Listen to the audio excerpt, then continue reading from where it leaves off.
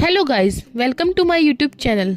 चलिए आज जानते हैं कैसे रावण ब्राह्मण समाज के होने के बाद भी क्यों कहलाए थे असुरों के राजा और कैसे मिली थी उन्हें सोने की लंका।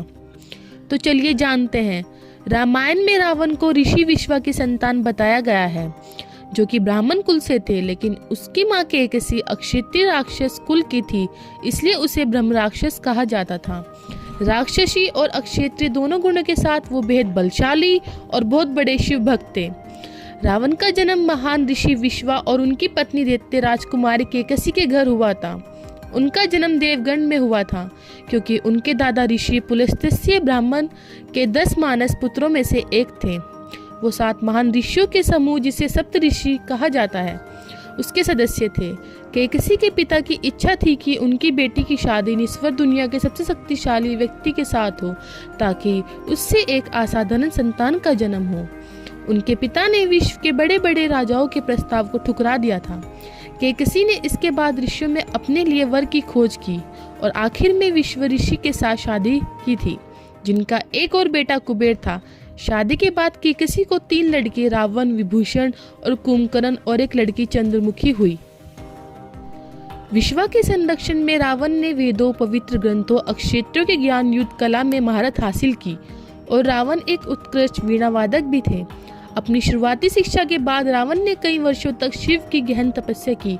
तपस्या के दौरान रावण ने शिव को प्रसन्न करने के लिए बलिदान के रूप में अपना सर 10 बार काटा।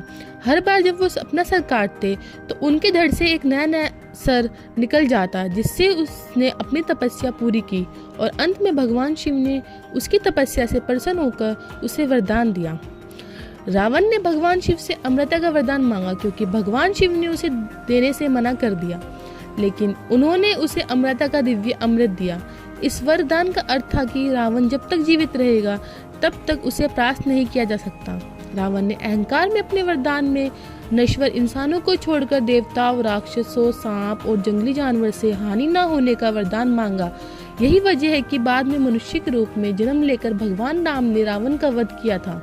शिव भगवान ने उसे उसके सभी 10 कटे हुए सिरों के अलावा दिव्य शस्त्र और कई प्रकार के चमत्कार की शक्ति थी, जिस वजह से रावण को दशानंद कहा गया। वरदानों को हासिल होने के बाद रावण की नजर लंका पर पड़ी और उस पर कब्जा जमाने की कोशिश शुरू कर दी।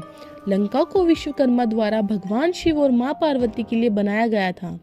बाद में ऋषि विश्वा ने लंका में यज्ञ के बाद शिव से उसे दक्षिण के रूप में मांग लिया। उसके बाद कुबेर ने अपनी सौतेली मां केकसी के जरिए रावण और अपने अन्य बहन भाइयों को संदेश पहुंचाया कि लंका अब उनकी हो चुकी है। लेकिन बाद में रावण ने लंका को बलपूर्वक छीन लेने की धमकी दी, जिसके बाद उसके पिता विश्व ने कुबेर को सलाह दी थी कि वो लंका रावण को दे दे, क्योंकि रावण अब अपराज्य है। इस तरह रावण ने लंका पर कब्जा कर लिया। अगली वीडियो में आप जानेंगे शिव भगवान ने अपने ही भक्त रावण का अहंकार कैसे तोड़ा।